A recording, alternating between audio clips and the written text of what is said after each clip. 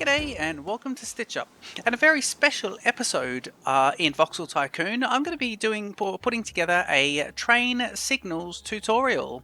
So we're going to be talking everything train signals, and this is going to be designed to help anyone who may be either new to the game or has played the game but wants to see how other people do their signaling. And we're going to be talking a lot about basically just train signals and how these affect different things in the game, specifically how they affect different types of networks. So we'll talk about single track networks and double track networks. We'll talk about turnaround loops, and we'll talk about the difference between block signals and chain signals. As always with tutorials in any game, take it or leave it. This is my tutorial and this is how I play the game. It may not be perfect. I'm not a Transport Fever tycoon. I don't play OpenTTD and all this sort of stuff. So these games are not familiar to me, and so I don't really know train signaling at all. And so I have come at it from the only things. This is all from learning from this particular game. So that's where I've got all my kind of experience. But once I've done that, you've seen on my other YouTube series, once I've been able to basically understand train signals, at that point, we've been able to, or basically it's my Rosetta Stone, I like to think of it as, because it's enabled me to unlock so much potential in the game. Because, let's get straight into it. So what I've got here on this kind of desert map is I've got iron ore being produced at a fairly large station and a nice turnaround there like that. I'm not implementing second platform at the moment. And we've got one train on this whole network. He used this offshoot to get in from the depot, and of course there are no signals on this track at all, but it's a pretty simple sort of layout, and you can see I'll go fast forward and you can see this train here has picked up his iron ore and he'll make his way all the way down here. Now, it's interesting to note that first of all, I'm gonna step through how we can set up single tracking, but I don't play with single tracks at all. In fact, from the very start of every one of my games, I always play with double track. I never have the trains share a single track in one direction. But let's get straight into exactly how we would set up signaling. So if we wanted to introduce a second train, and I've got in here in the depot, I've got a few other of these trains, and I've got a few different kind of types. But if we wanted this train here to basically, and he's got his route set up, if we wanted him to be released, he'll have some issues doing so. And the reason he's going to have issues, so if we go speed 3, and he's yellow here, that's because basically this is one giant block. This entire network is one giant block, and it's occupied by that train there. So the way we can do this is we can start to look at trains traveling through different blocks. So I'm going to do that. If I pause the game for a second and I start to use a few of my signals. Now, we have two different signals here, and I'm going to refer to, so we've got a signal, 1340 at the start of the game, and a pre-signal costing about 1850, 1875 as at the start of the game as well. But this one's got two different lights, this one's got three different lights. And I'm going to be calling this a block signal, and I'm going to be calling this a chain signal. The pre-signal, a chain signal, and the standard signal is a block signal. So block signals, basically we talk about the block directly ahead of them, and that's all they're interested in. So what I can do is I've got that one train who's about to come up here to the township, and what I can do here is I can put a signal here at the start of the station, and because I've got just one there, it's telling the train that this direction, basically the train can go in this direction only. What we do is, if I put another one here but facing the other way, and by the way, I'm Australian, we're driving on the left, so I like to think of my trains going on the left just to keep things nice and simple. That's how I play the game. But basically what I've done is I've made this loop a one-directional loop, so they'd always come in here on the left, and this train would always come in here, and it would come down here.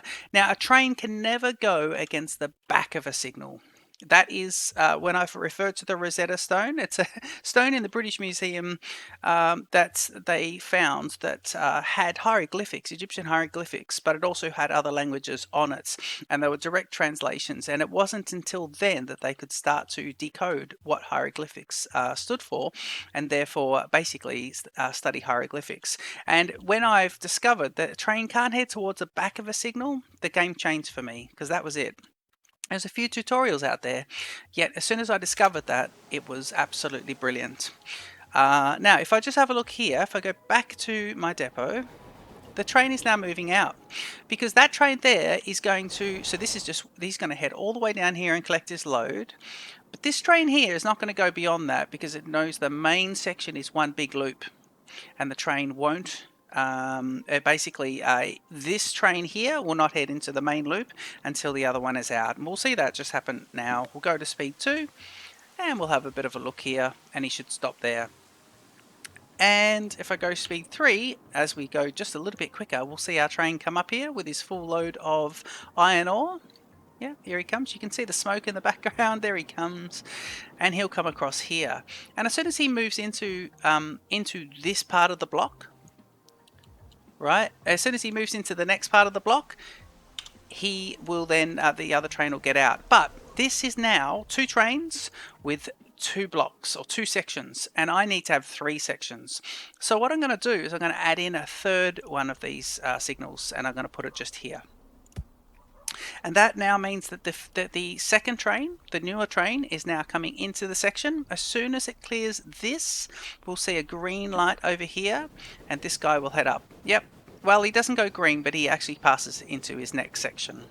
And as soon as he gets out of here, so once this passes here, this train will start up again and move into the next section. And this, there we go, and there he goes. And this is how we enable more and more trains to get moving into into our network. Something you've got to be a little careful of is these. Basically, if you're going to have a single track, because you've got to move right across the you want to have 2 trains, but you've got to move across a really big map, and you only want to do a single track, then put your loops at the end, because if you do the loops at the end, you can control what's happening. When you go ahead and do a loop like here, you can actually have, so if you do this sort of looping, where you'd actually have this connect in here and use all your signals, the thing is you can have the trains still move out of there and out of here and still hit each other, or not hit each other, but basically stop nose to nose, kissing noses it's called, and it'll be and that can happen in these single track sections when you've got this set up like this. So I never have that. In fact, I never use single tracks anyway, but if you're using single tracks, this is probably the best way to do it, is to not have that there. It's just to basically have your loops done like this. And we've got basically 1, 2, 3 block signals there. Let's just go and prove this point now and put the same over here. So this train should head on the left there, but it doesn't necessarily need to, but I think it should because of path finding and the shortest possible path. So let's just borrow a little bit more money, and we can go ahead, and we're going to need some anyway when we build those double tracks. So I'm going to put that there, and you know, for aesthetics, I always like to line it up, my left and right. I like to line them up, so when I'm looking, they're basically next to each other. So this train is here, and if I put another one here, then what I can do now is I can start to release, because we've got basically 1, 2, 3, and then 3. This is 3, then 4, and then 5. We've got 5 sections, so essentially we could have 5 trains. And let's prove this point by releasing yet another train. So we'll put a third train into commission. Okay, let's watch these trains go for a moment. This train has to head down to collect his load first, so he's going to be waiting quite a while. As he does that, right, he moves into there. Okay, so what I've got now is I've got these trains basically they're basically blocked up.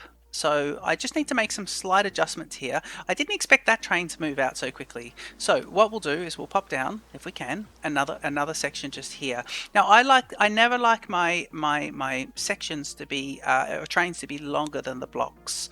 So I like it to be sort of slightly. I wouldn't put it here. I would put it there. So I'm going to do it here, and we'll see exactly what happens. As I do that, I've now got an extra block here. This train will move into this section. This one will come in here and he'll be able to get out. And there we have basically 3 trains that will be able to work on the network. I'll go speed 3 and we'll just watch those go for a second. But this is if you're using a single track system, and I don't like to use single track systems. I like to use double track systems in all cases. Because what we do want is we want trains heading north and south at the same time.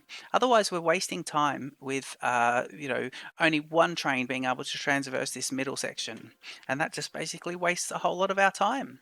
So what we're going to do is I'm going to, through the magic of video editing, I'm going to come back when the whole system is double tracked.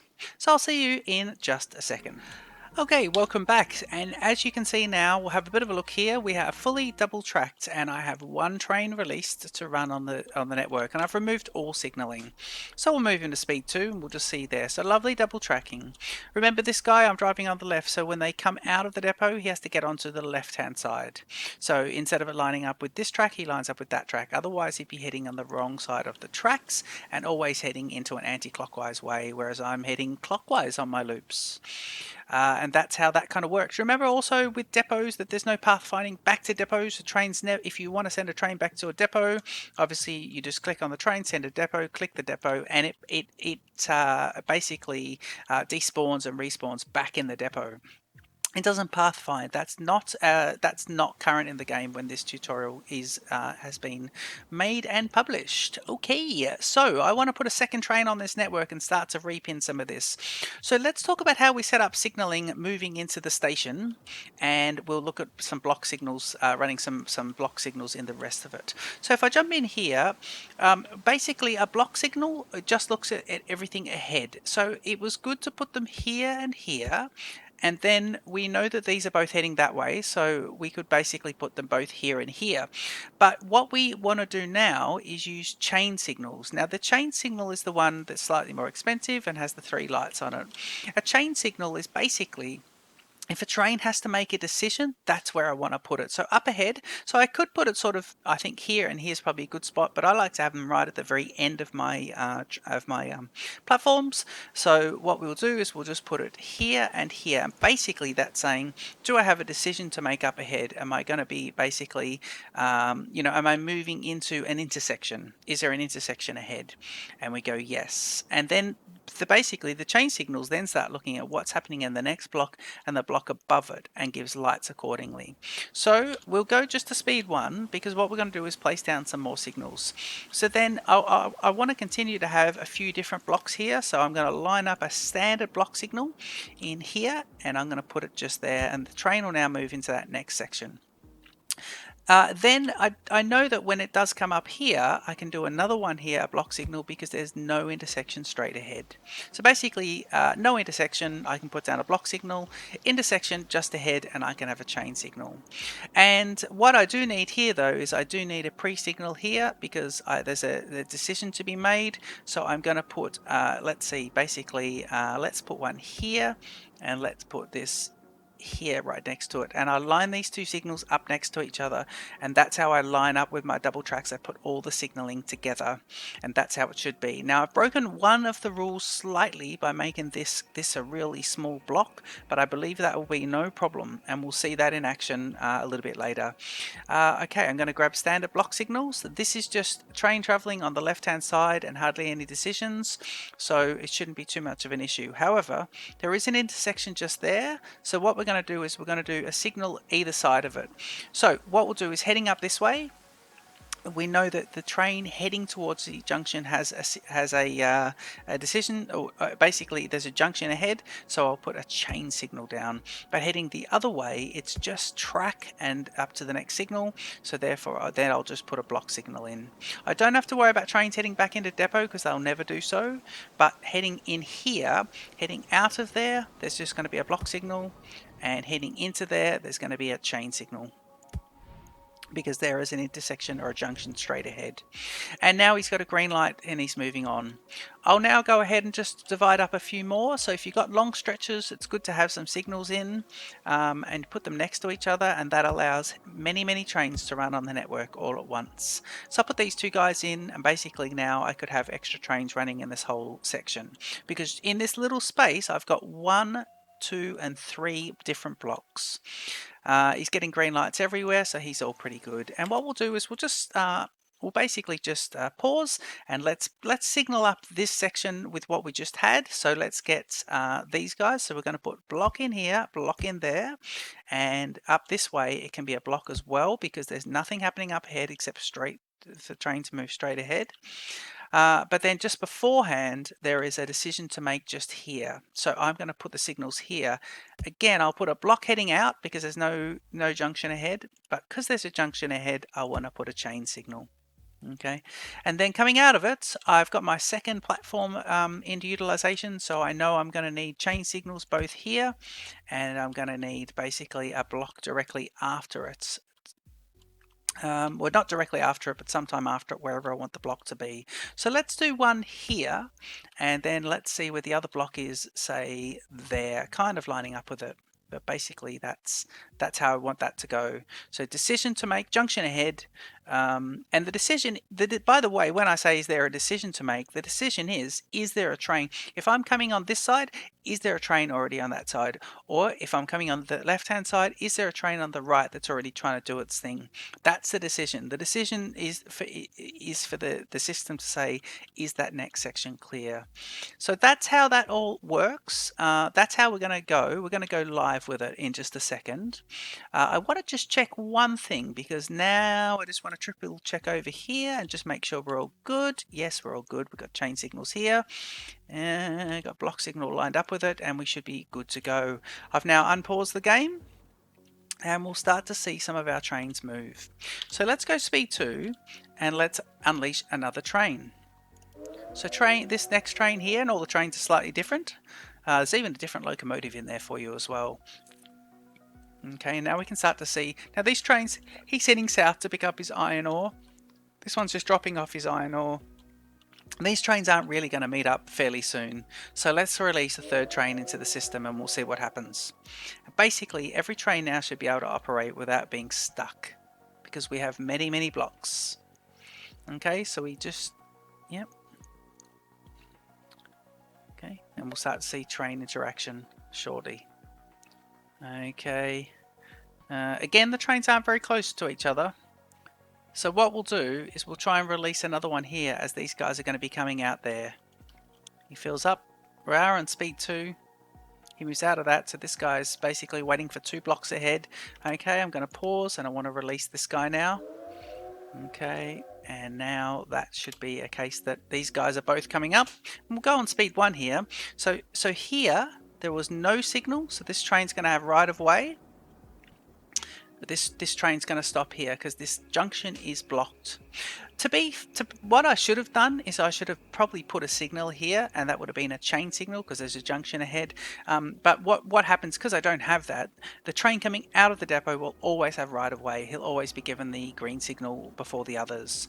We should have 4 trains running here now as well. And I think I've got enough money to run a 5th because I've done all the signaling that I think I want to do. So maybe I'll just go and see if I can duplicate my smallest train. I think that's him. Do I have enough money? 208,000. Let's go speed 3 because we'll make plenty of money shortly. So let's go speed 3 and see these trains move around. And you can see there everyone is having the right amount of signaling, and everyone's getting green signals. You can see there's a little hesitation as he moves in. A chain signal doesn't look at the block ahead, it looks at 2 blocks ahead, and then peaks into the 3rd as well. We can see here the southbound train stopped. So did this one behind it, while we waited for the northbound train to go through the intersection. And they're always leaving a nice little break. Let's go ahead and see if we can duplicate this one. Is he going to be able to do it? Yeah, we can do that for 208,000. Okay, so we've duplicated that one. I'll go speed 2, and I'm going to release the next train. Okay, and let's see the next train go out. We now have 5 trains running on our dual track network.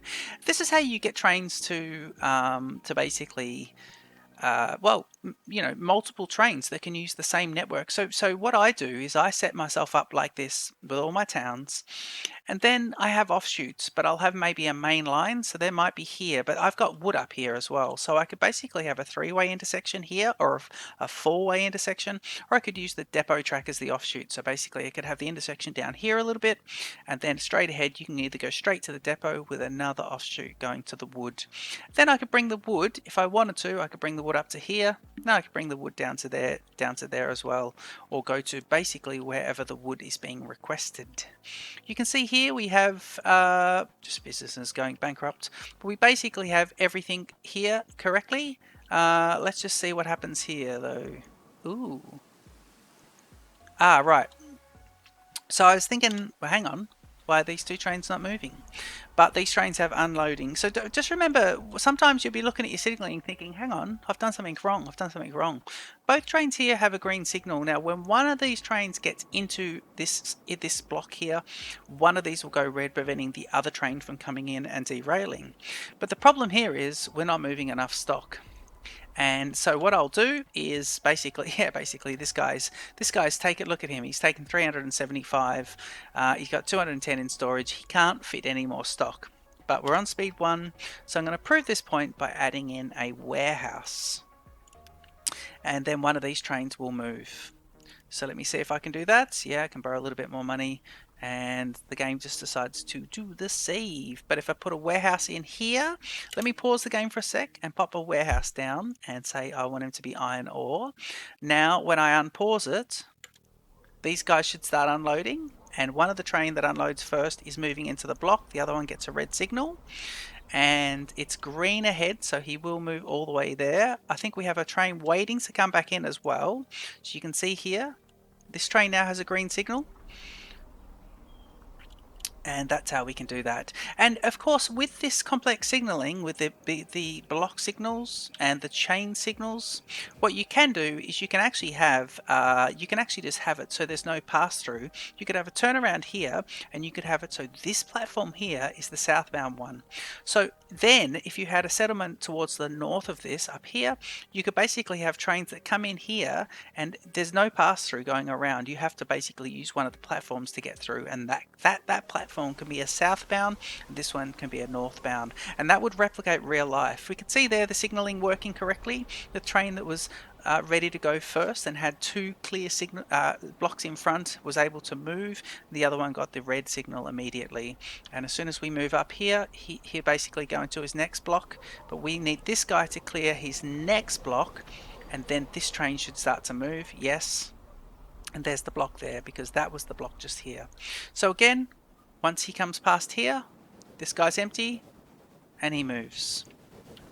And that is Voxel Tycoon train signaling. So I hope you've enjoyed this tutorial. This has basically been how I do train signaling in Voxel Tycoon. This is how I get multiple trains to use the network. Again, I recommend always double tracking where you can, and if you are going to use single tracks for long distances or whatever it is, then please make sure you go ahead and I was wondering why this train wasn't moving, but it now is. He just was waiting to fully load up, so it's a slow, it's just waiting to get out of the ground. They're coming out of the ground and basically going straight onto the train there. So I would put another, because I've got 5 trains here, I'd put basically another iron ore mine in. But yeah, I hope this tutorial has been in somewhat helpful. Please leave comments down below. This is my first tutorial, and if you have any other subjects in this game that you would like me to do tutorials on, or any other games that I play, I will investigate it, and if I'm confident enough, then if I feel I've got something to add, then I will go ahead and do another tutorial on another topic. But thank you for your support. Don't forget to hit the like button. Don't forget to subscribe. Tell your friends all about this, and don't forget to check out my series on Stitch Up of Voxel Tycoon. Cheers.